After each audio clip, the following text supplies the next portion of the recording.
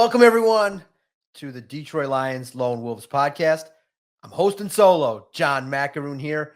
Christian and I will return tomorrow and give our full comprehensive thoughts after we read, research, continue our film review of the Detroit Lions top prospects that they added. 7 new picks were added over the weekend. But I am here full of energy, got energized by the long hours, by the work, by all of the things surrounding the Detroit Lions draft class. I thought it was real intriguing the way in which this draft shook out because by and large, the Lions prepared everyone for what was going to happen. That's why in my final mock draft, I did not have the Lions selecting an edge until the 6th round.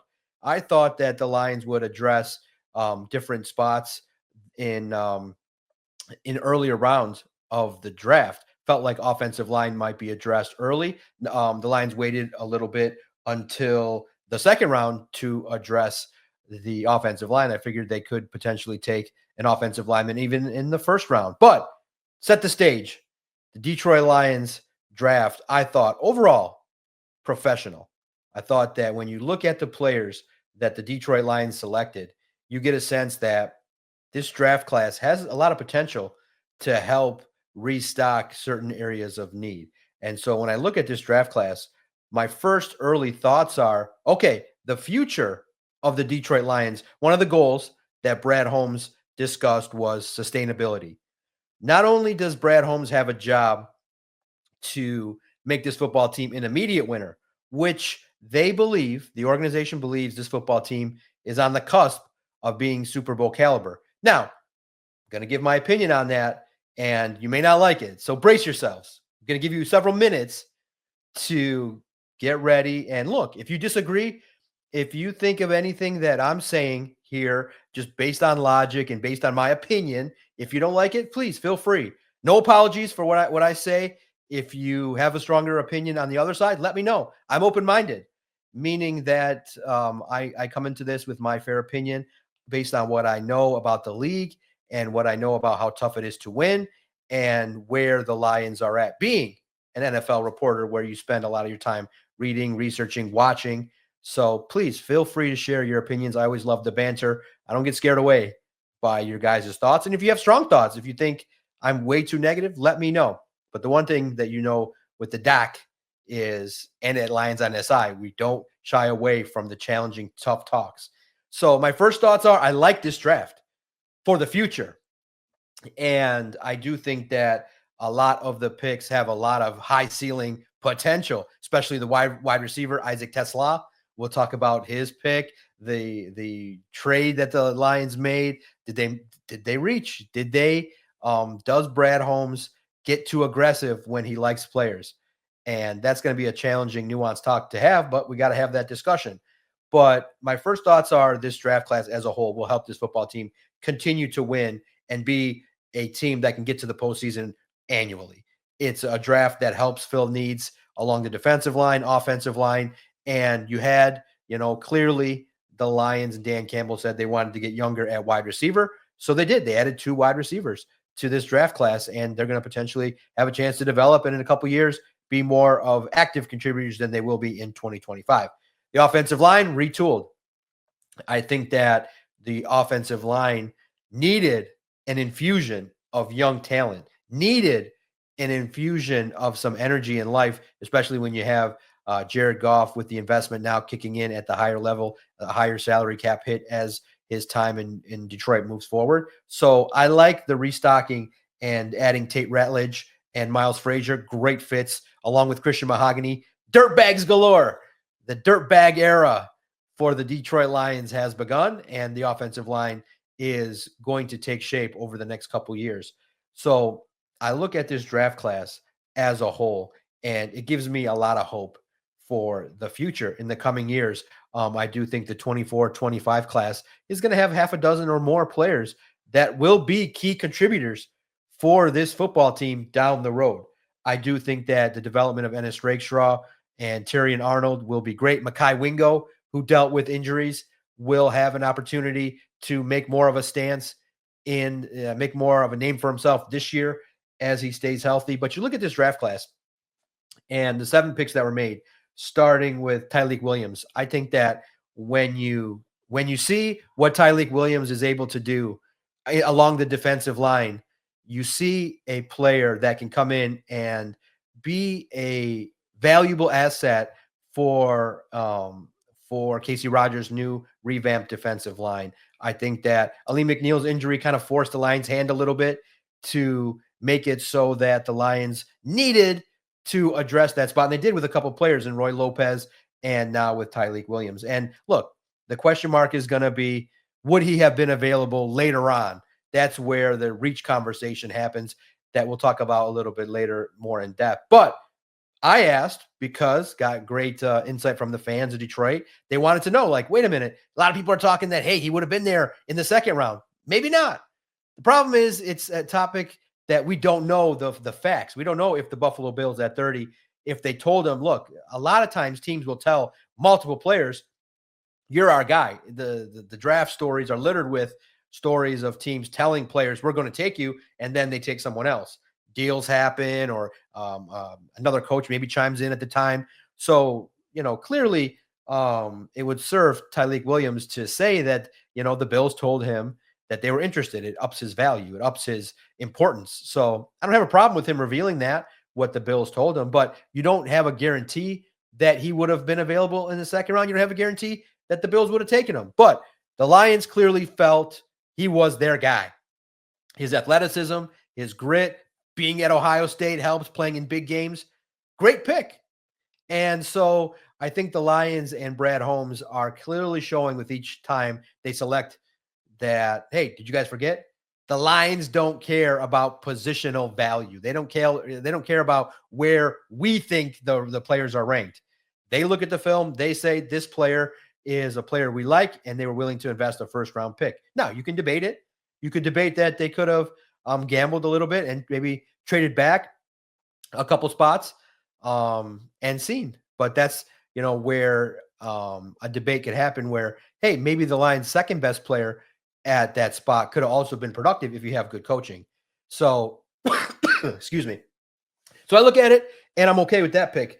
And then you go into the second round, and my goodness, Tate Ratledge is a great pick. I think the offensive line is going to be great with the future picks that they got with Miles Frazier joining the mix too. My goodness. The pick that is exciting, that should get most people really excited, is Isaac Tesla. Now, 2025, probably not going to be as impactful as his future is going to be down the road. He's a raw player, but has the framework of a good football player. Big body, speed, can get open and do things. Now, his ability to get off at the line of scrimmage is going to have to get worked on. He's going to have to develop aspects of his game in order to be a productive member, to beat out J-Mo and to beat out Amon-Ra St. Brown for more targets.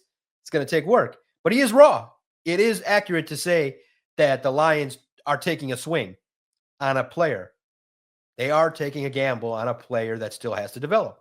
And that's fair to say. Doesn't mean he won't develop. Doesn't mean that we can't have the conversation that, hey, you traded multiple draft picks for this player. It's a conversation to have. But I do think that if he develops, you see the loyalty that he has to the city and the team. Showing up to Brad Holmes was, kind of showcasing a little bit of that boss mentality. He was like, I was a little bit surprised seeing him show up here in a Lions jersey. Is he kind of being corny? But he was like, no, he's authentic. He authentically loves the Lions, was a Lions fan, and showed up to his job interview wearing a Lions jersey. You have to respect it on both sides. Brad Holmes is looking at him like, are you just trying to butter me up for a job? It's like, come on, man, this is grown man business. We don't do that. Then once Tesla kind of showcased what he's about, Brad backed off a little bit and was like, no, he is not putting on a show to get a job. He actually is a longtime Lions fan, and it's great to see. Just based on the video, knowing he's a hometown guy, you got to respect it. You can get more out of a guy when you demand more, and the loyalty is there to the Detroit Lions. So I like that. I love that pick. And then the biggest reason for hope is the Lions finally got an edge rusher.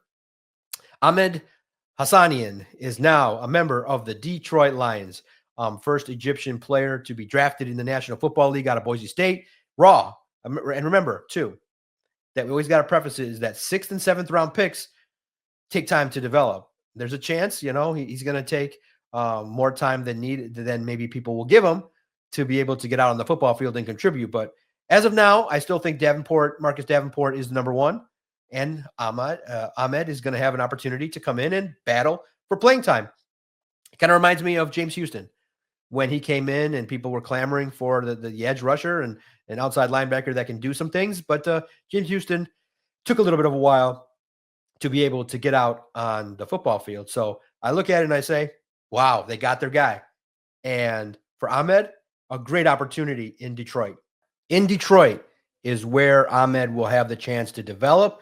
And really, you just have to love that he was willing to be that passionate and share with Dan Campbell and Brad Holmes that he's going to die, willing to die on the field. And he just wants them to believe in him. And no doubt, you found a guy that is going to withstand the tough practices, withstand the tough coaching, and work his tail off to showcase what he's about.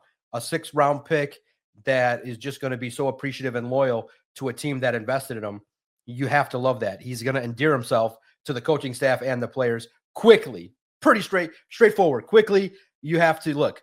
If he has any sort of what he's got in terms of intangibles, based on what I know about Middle Easterns, I know a lot. Based on their grit, their willingness to battle, even though they face adversity, face a ton of criticisms, face a ton of lack of belief, that if he's got what he's got internally, that you assume that anybody with the strong Middle Eastern character has, sky's the limit, but not right away. That's the key. It's going to take time, and he may not beat out Marcus Davenport right away. So you look at it, and Dan Jackson and Dominic Lovett, special teams will be their calling card early, but some upside to earn roles down the road. So they'll have to battle for playing time and opportunities, because Strickland is, I think, above him on the depth chart right now.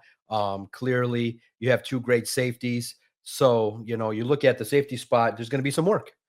And love it. You do love his skill set and what he can bring to the table, especially early on special teams. So there's hope for the future with this Lions football team based on the draft class.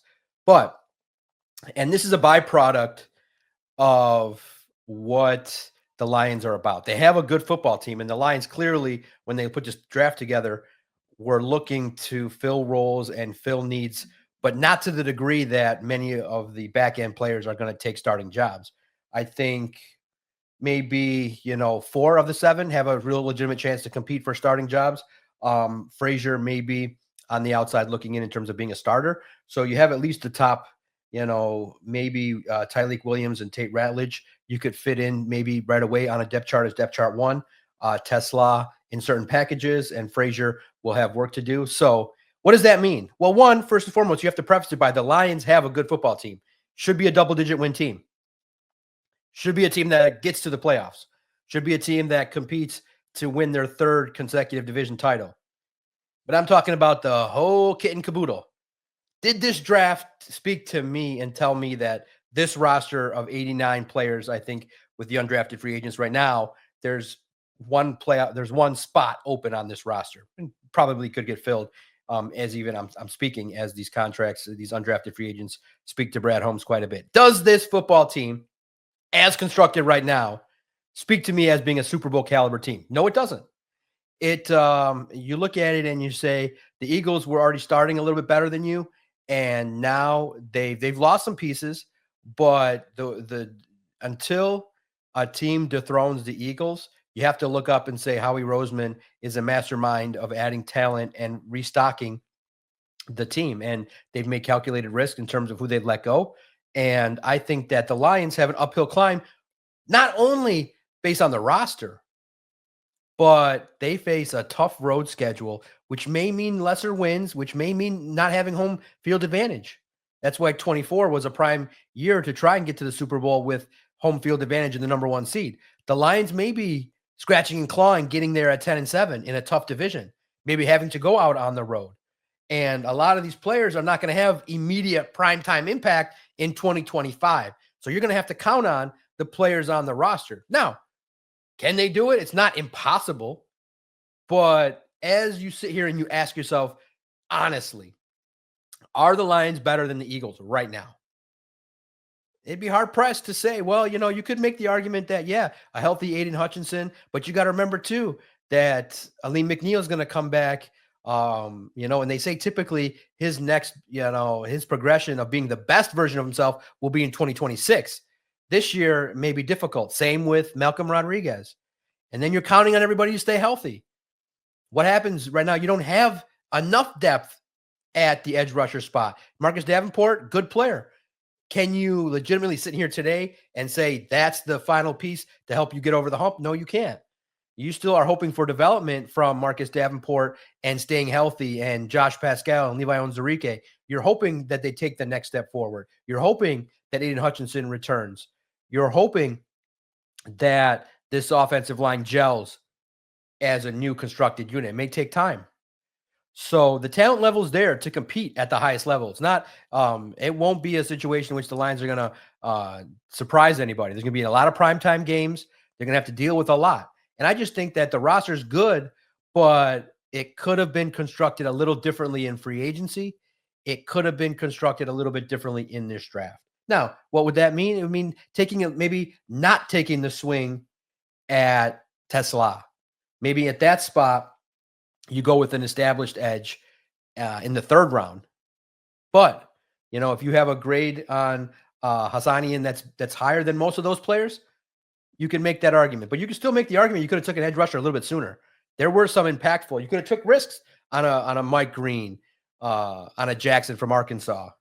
You could have took risks on players at different spots that are ready to compete right now for playing time. So, and look, the roster's not done. I'm not saying it's over. And I'm not saying that, but I'm saying today in early April, when you have to give an opinion and discuss and discuss a little bit about what you think, I think that the Lions are a playoff team, top 5 team, but not creme de la creme. And the 2 teams that scare me, well, 3 teams really scare me, but I think that the Lions are still better than the Rams, but they scare me. The other team that scares the crap out of me, and I love what they're doing, is the Commanders. I just think that a second year Jaden Daniels puts him, just below Jared Goff in terms of skill set, in terms of overall as a quarterback, but it's like 1-1A. Jaden Daniels is going to be great. Jaden Daniels is going to be a great quarterback. Jared Goff has the experience and still has big throws, has the weapons around him to be very successful. He's got the savvy to have more experience reading defenses. So Jared Goff is still a little bit ahead of Jaden Daniels, but not by much. So the gap is closed, and the Commanders have upgraded their defensive line, their offensive line, offensive weapons. You like what they're doing. So you don't want to go to Washington at any point in the playoffs. So you hope that you're ahead of them when the playoffs shake. So to me, it's a 4-team NFC race. Lions, Eagles, Commanders, and Rams. Good luck to the Lions. They got a lot of pressure. But it doesn't mean that tweaks can't be made. Free training camp will come around. Players will get cut. The roster will be in flux. You might go out and make the splash. Maybe after seeing the noise about being aggressive at different times, maybe Brad Holmes will turn on the aggressive meter, not only in the draft, but also in free agency, where you can add some more talent, maybe shore up the defensive line, shore up the defensive backs, shore up different spots, and be aggressive by adding 2 or 3 players. If the Lions are showcasing that, hey, it's time. May not be. That road schedule may make it difficult. So we'll see. Now, look, it doesn't mean that if they don't achieve their goals in 25, that it's over. It just means it's a whole heck of a lot tougher with the salary cap. And we'll talk all about that in the future on different podcasts. Now, the question mark that is kind of arisen from a lot of people. People look at the charts and they look at, okay. And Brett Holmes said that he's willing to give up the true value points here and there to make deals happen. The deal that I think sparked this kind of debate is Brad Holmes too aggressive is the Tesla deal. I mean, you move up and you give up multiple draft picks. And well, first and foremost, you are in a position where you get Ratledge and you only move up a couple spots, but you give up draft capital. And then you have Isaac Tesla. You give up multiple draft picks. So Brad Holmes is willing to give up draft capital to move up. And he did it quite a bit in this draft. And he showcased that Brad Holmes in drafts likes to trade. likes to maneuver. If you are a Brad Holmes, Dan Campbell guy, and you're highlighted and you're about that range, Brad Holmes is like, boom, hello, deal, need it, willing to give up capital. I like it. I do not fault a general manager for being aggressive. We can't on one hand say, hey, make bold moves, make plays, and then when it times to do it, get upset about it. But we can discuss it. Was it for the right guy? Was it for the right spot? You can have that discussion. Tesla is raw. He's not going to contribute all that much in 2025, in my opinion. I think that Tim Patrick has the chemistry with Jared Goff a little bit more. Jameson Williams needs his touches. You want Sam Laporta to get his touches. You want to give a lot more touches to Jahmyr Gibbs and David Montgomery and Amon-Ra St. Brown. So there's only so much room to get that football around. And so many people are looking at it like, did you really just kind of repeat the past? Instead of defensive line, you went wide receiver. Remember, Lions traded up for Broderick Martin. You just did the same thing. The Broderick Martin deal. Looks like it's blowing up in their face. Now they'll just try it on the other side. Wide receiver. Is Brad Holmes too aggressive? Probably, but that's a good thing. You know, when you're convicted in what you do, you just go and do it. And I can understand that being a podcaster. Try and tell everyone you're a podcaster 10 years ago, they'd laugh you out of a room. Who's laughing now? Podcast, is starting in 2013. The visionaries knew. You just knew. If you just had any sort of idea of what a podcast could become and that you knew people love talking and they love giving their opinions and they love having conversations, back in 2013, it was no real tall feat to realize, I think podcasts are going to be big. I think athletes are going to like it. Hell yeah, they're going to like it. Who doesn't like talking? Who doesn't like listen, I'm dead tired, but I find ways to do this because it's fun. It gives you an opportunity to share your thoughts with your little slice of the world. And I like I said, I'm addicted to it. I love it. I can't wait to wake up and even if I'm dead tired, coughing, sick, whatever, voice is terrible, feel good sharing your thoughts about things. But in the end, with Brad Holmes, he's convicted. Like, I like these guys. I don't care about what people think about how aggressive I am or losing draft pick. Like, he doesn't care that when you look at the draft charts, he's on the end of gaining points and he's on the other side of the point total. That's fine. He's taking the chance. But is he too aggressive? Yes. Is it to the detriment of the team? Not yet. But you're getting to that point as each season passes this year and next. If you don't deliver the Super Bowl, people are going to wonder about the risks that you took at certain spots. Broderick Martin, Hendon Hooker.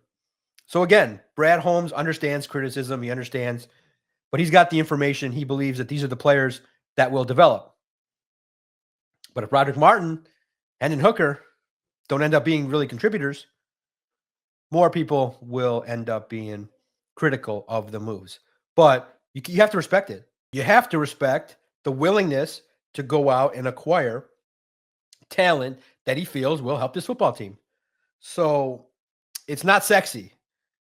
This draft that Brad Holmes put together, not the sexiest, but fans of the Lions can feel comfortable that the talent will work hard, be gritty, love football, keep their noses clean, and work hard. So that's why I gave it a B+ grade. I'm happy with it. I'm happy with the picks. Nothing wrong with going after players from Ohio State, Georgia, Blue Bloods. Gotta like it. LSU. Can't argue with it. You can't argue with it at all. Let me know what you think. Am I wrong? Is Brad Holmes too aggressive to the detriment of the Lions? Am I wrong that you feel the Lions are still 2025 Super Bowl contenders right now? Let me know in the comments. Let me know what you think. I'm curious to have that debate. And please, maybe this one time after knowing that, we put in, let's say 40 hours of work over the last 3 days, 12-hour days. If you don't like what I'm saying, just be nicer about it. But if you don't, you want to take shots and daggers, go ahead. The haters can hate too, because you guys, if you've listened to me on various interviews, the haters put a huge smile on my face and a lot of success in this household. All right, the most controversial topic, which was crazy because Brad Holmes was asked about it. So I'll weigh in. I don't like typically weighing in on all these opinions, but hell, everybody's giving their opinion on everything. So I have one on this. Shedeur Sanders dropped in the draft. And everybody's like, what the heck happened? Why did this individual drop in the draft? Well, by all accounts, he didn't interview well with certain teams. If you listen to some of those that broadcast, if you listen to the NFL Network, which is run by the league, remember the reporters that work for the league, interestingly, granted anonymity to an assistant to share news that he didn't really interview that great. Others will say the league is conspiring to keep a strong, entitled individual athlete down. Can't succeed being that brash and bold. The NFL said, not for you, Shedeur Sanders. Well, I don't look at it from that perspective. I look at it like the NFL is when they do their evaluations, you're telling me that 32 teams and their millions and millions of dollars spent on psychological assessments, consultants, all of them conspired to keep him down. I don't agree. I think that there could be, and this is wild speculation, no facts, no insights. What if a certain Hall of Fame cornerback got with some of the teams and said, hey, don't draft my son. Let him, on the side. Let him fall. Let him work a little bit for the opportunity. I've given him everything he's got in his life. Opportunities, chances to start collegiately. You're a dad. You notice. You love your kids. You want them to succeed. He's going to get drafted. He was not going to go 200 picks and not get drafted. You just have conversations and say, hey, let him work for it. Let him slide.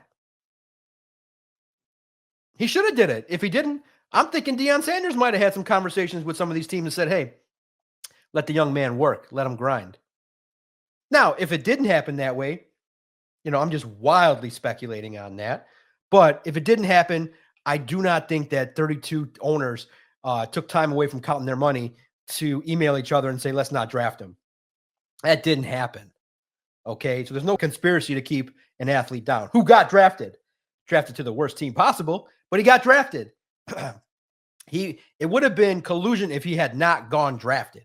Then you could open up all these extreme ideas of, hey, we're going to keep this guy down. He has no chance.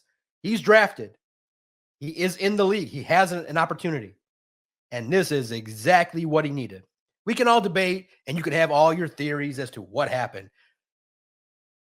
Did his race play a part? You can speculate all day long. That's just speculation. You can never, I do not think the research by journalists will ever produce that for Shedeur Sanders. But even if it was, even if they do, if a hardworking journalist digs in and finds the smoking gun email that all these owners, including Sheila Hemp, all these owners conspired against him, good. Because this, if he does it right, this has a chance to make Shedeur Sanders legendary like he wants to be. This will make him legendary. Why do you say? He needs to take this as the ultimate insult, the ultimate disrespect. He needs to turn it around just like Tom Brady. Tom Brady, legendary beef with the fact that he was drafted in the 6th round, became the single best quarterback in the world. The same opportunity now is at the feet of Shedeur Sanders. And I hope he sees this, because it was funny at the draft. I heard another reporter walking in saying, oh, I had to have counseling with one of my coworkers. And I just had to laugh because there was actually a psychologist in the room, me. So I'm the professional that understands motivation and human behavior and what can get people to break beyond average status and become legendary as an athlete. Now I got to apply it to myself because I'm working on keep grinding and pushing forward and taking things to new heights on all these different social media platforms. I was able to make a podcast successful, but now I'm trying my hand at the digital airwaves as well with videos and all that fun stuff. It's fun, it's new, and we'll grind the same way we did with the audio version of the podcast. But bottom line, Shedeur Sanders can be great. Simply put, he's been challenged. He's been disrespected. He's been told you're not as good as all these other guys. Beautiful. I love that. That is single-handedly how I got to where I'm at. You're not media. You're just the internet guy. You're just a guy that you just sit there and be quiet. You're just somebody that can't get a credential. You can't apply. You're not media. You're not real. All right. No problem. I smiled and laughed and said, great. I was like, this is great. Looking at it from the other side, keep putting the doors up because I know I'm going to knock them all down. I knew it. And I said, you know what? Looking back at it, I would have not liked it being at 25 years old and just being like, here's a show. Here's a podcast with all these views and all this stuff handed to you.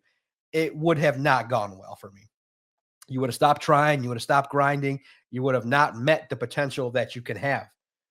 For me, putting all those doors up, getting the emails that I got, the hilarious non-responses from so many people, not even giving me the courtesy to say no to things. I'll never forget that. Not even the courtesy to say no, just ignoring emails. And many of them, not like I wasn't a pest. But finally, I think after a year, people were like, all right, this guy's not going to stop. No, I'm not going to stop. I wanted something. I wanted to prove something. And now I proved it. And I'm happy. I'm very happy and content and satisfied, but still wanting more.